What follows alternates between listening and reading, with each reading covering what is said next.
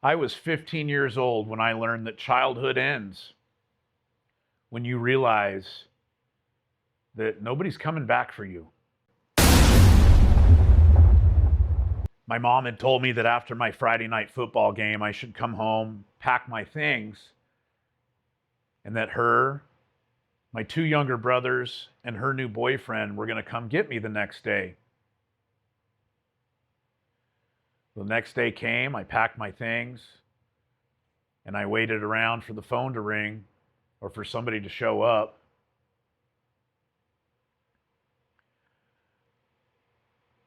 Later that night, I got a phone call letting me know that nobody was coming, that a decision had been made that I was not welcome, and that I needed to stay put. Around 14 years old, my mom and stepdad separated. That summer, between my freshman and sophomore year, well, I didn't have much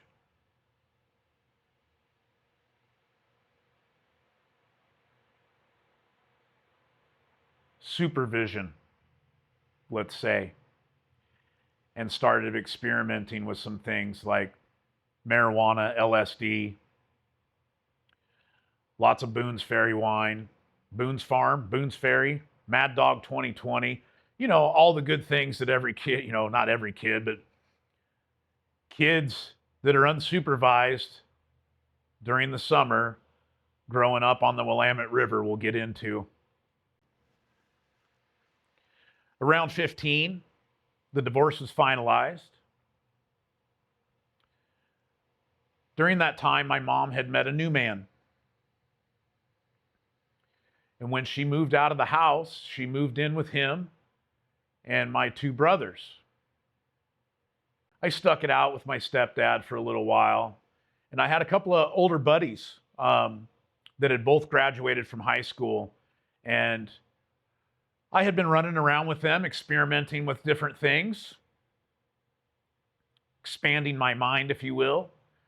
And they were getting an apartment in Oak Grove, and they invited me to move in with them, which I took them up on their offer without hesitation. Well, we had a really cool apartment, and it was definitely the party pad. Lots of people over all the time, lots of good times. Well, in order to make a living, started dealing drugs. And one particular night, I was with one of my roommates who was 18. We were in his car, and we had just gotten back from a party in Lake Oswego where we had made our rounds and helping other people enjoy their evening. We got pulled over in downtown Oak Grove. And long and short of it is, we got removed from the vehicle, handcuffed. I remember sitting on the side of the road for a very long time. I couldn't tell you, I don't remember specifics, but it was well over an hour, if not longer. During that time, they had us separated and asking different questions and stuff, to which I had absolutely nothing to say. My roommate, on the other hand, at some point broke down and gave them permission to search the vehicle as well as our apartment. Well, that did not go very well. After searching the vehicle and our apartment, I was charged with manufacturing of a controlled substance with the intent to distribute. Needless to say, we lost our apartment, and having no real place to go, I ended up back at my stepdad's house. And to back up, I guess, my sophomore year of high school, I had dropped out after football season halfway through, and that's when I had left my stepdad's and moved into the apartment with my buddies. Anyhow, fast forward, I'm back at my stepdad's house, 16 years old. Part of the stipulation was I needed to get back into school, which I was more than happy to do. I missed school. I missed playing football more than school. So the first day back at school, I got to the high school, and at Westland High School, the old entryway, when you came in, and you turn right, there was a series of stairs, and to the left of those stairs was a giant brass statue of a lion. It's absolutely gorgeous. And around the wall was a bench, and this was across from the administrative office. Well, I'm sitting out there, and this absolutely drop-dead gorgeous blonde wearing a little red skirt. I don't know what else she was wearing. I remember that red skirt, though.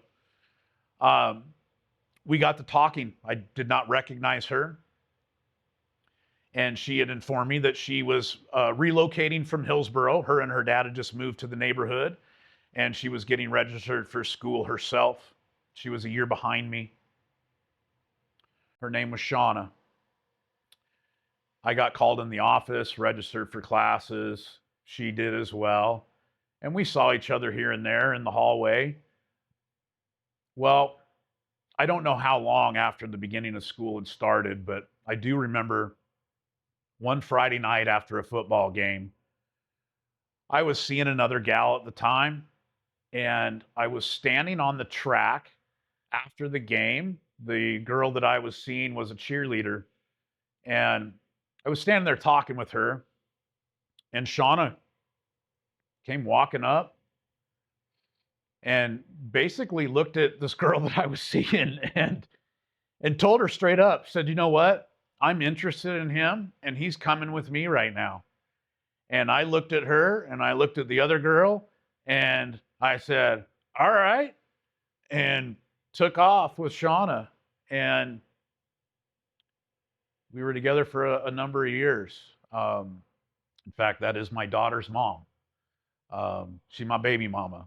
And I have a lot of love and respect for her. She's been a part of my life since that day I met her. Well, one night, she had come over to the house, and I made us some dinner. We had dinner. There was a couple of dishes, a couple of plates, and a couple of forks in the sink.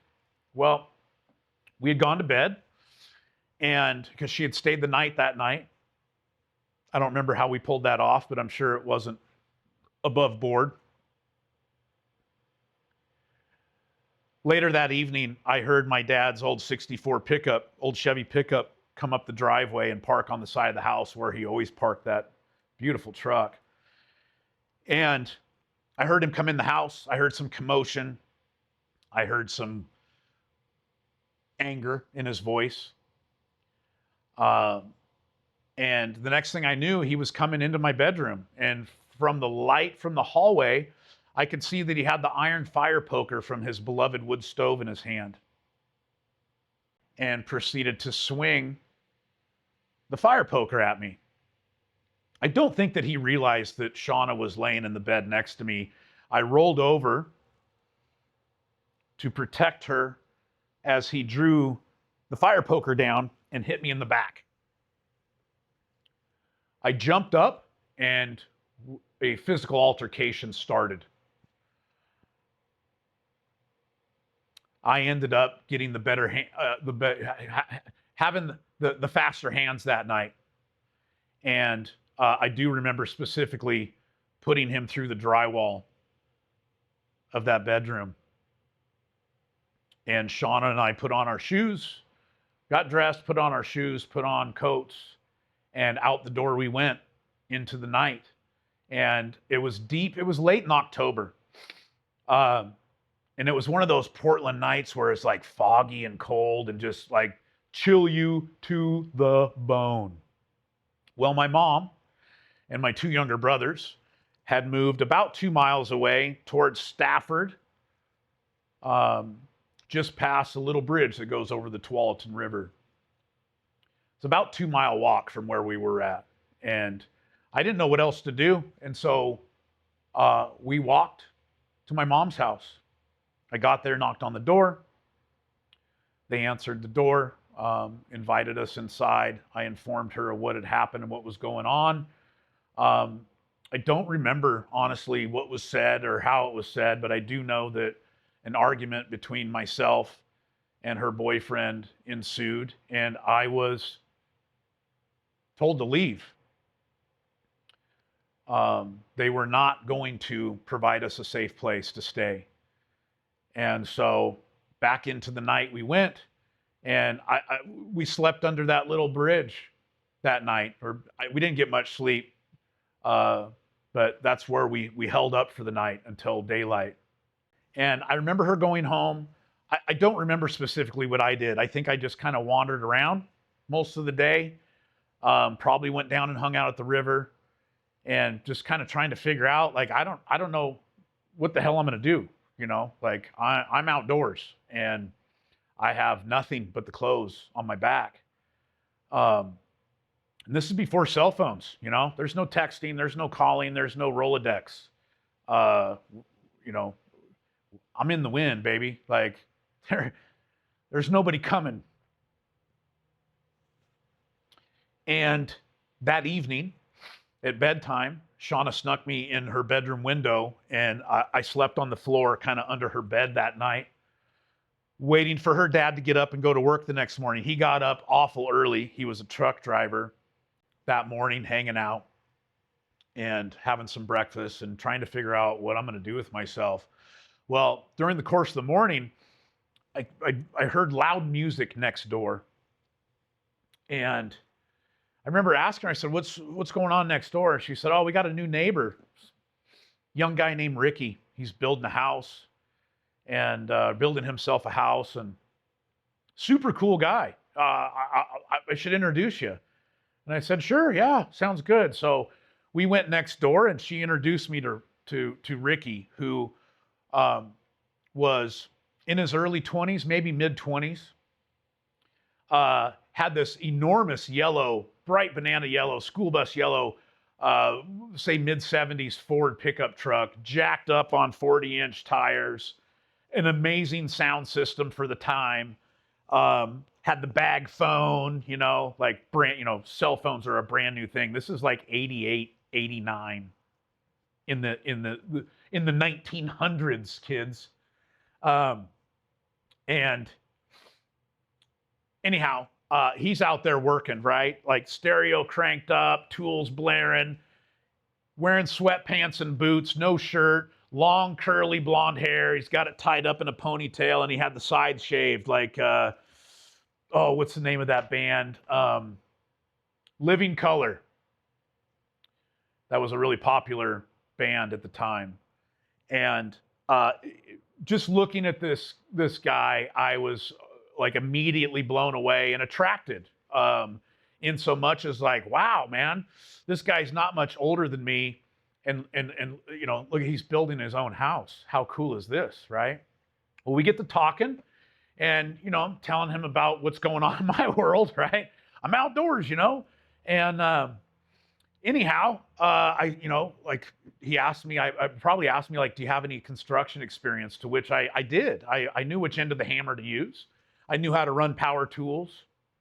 I'd had some experience on job sites at that age. And, he gave me a job. He said, you know what, I'll hire you.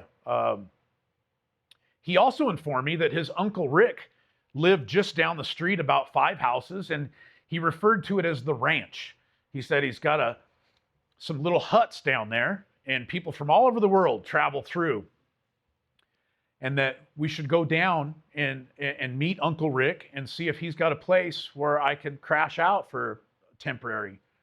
And so we did. He took me down there, introduced me to Uncle Rick and several other people that were there. And right away I realized, like, this was a commune. There was a main house where everybody kind of gathered and cooked meals, showered, etc., used the bathroom.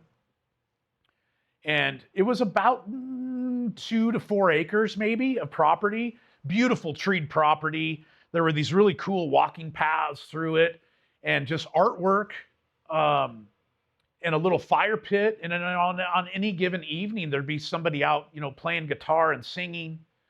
It was just a really different vibe than I was used to.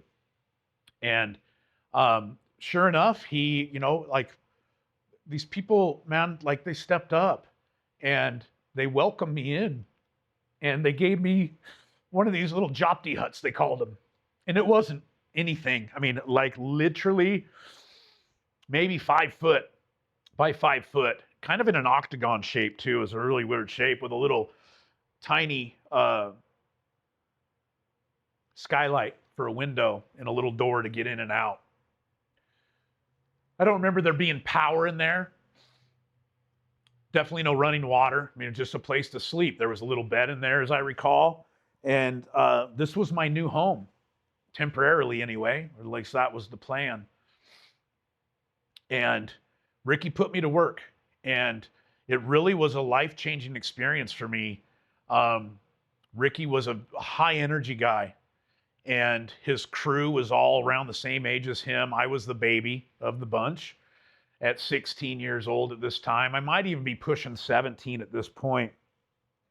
And I'll never forget, like the presence that we carried onto job sites. We'd pull in that big ass yellow truck, stereo blaring, KC lights all around the rack. And what we did was what's referred to as piecework, okay?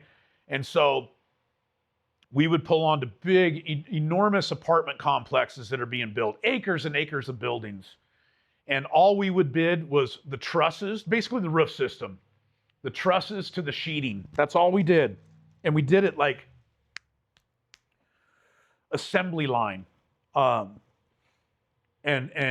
we worked fast and we worked hard. And so we all would frame with 16-ounce rigging axes. We keep those things razor sharp because when you're building a roof system, especially a production style like that, there was lots of instances where we needed to cut stuff, and instead of dragging a skill saw and cords all through this whole, acres of trusses, you could just pull out that hammer and go to town, take care of business right there, and be on to the next thing.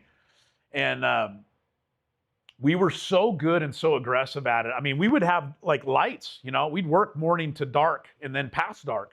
We'd set up the lights, we'd turn the KC lights on the truck, we'd crank that freaking stereo up. And, piecework, the more you got done, the more you got paid, right? Because the more square footage that we would put together, the more we would get paid anyhow. And Ricky had already established a reputation for himself. And, we'd pull onto jobs, and I'm not even kidding you, man. Like, we would pull onto a new job, and within the first day, any other crew that was doing what we would do would literally roll up their shit and leave. They knew they couldn't work as hard as they didn't want to work as hard as we did. And, back in those days too, man, like, we're talking the late 80s, job sites, there was no HR, right? You ran your gums, you got your I dotted right there. There was no talking about it. And it was a rough and tumble kind of deal. And, it fit me just fine because I was used to that kind of environment. And, but yeah, we worked our asses off, man. And I had an enormous sense of pride in working with these guys that were just no holds barred, no fucks given. We went to work. We'd turn that stereo up, and you knew that Ricky's crew was on the job. And, and I met, one of my best friends on the entire planet, a man by the name of Mark. He was from Germany.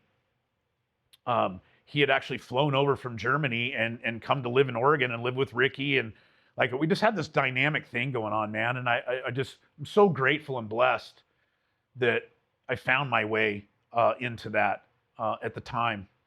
The first time I left home at 15, I found my way into dealing drugs. And this time I found my way into men that were entrepreneurs, that knew how to work hard, that knew how to present themselves to the world. And it was an eye-opener for me. And it was an education, like on the job, right here, right now. This is what life is like, or can be like.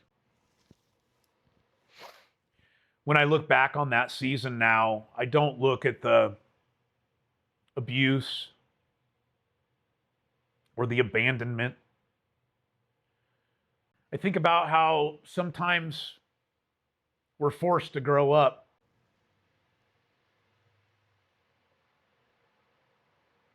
I think about what it means to be left behind and to still move forward. I haven't thought about this chapter of my life in the way that I have preparing to share this story with you in decades.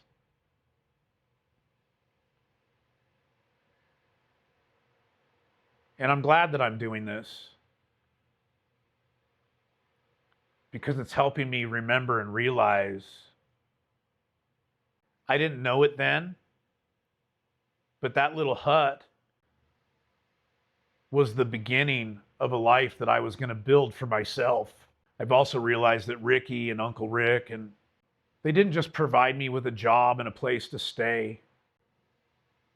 They exposed me to an entire different way of looking at life at a time when I thought I had nothing to offer the world.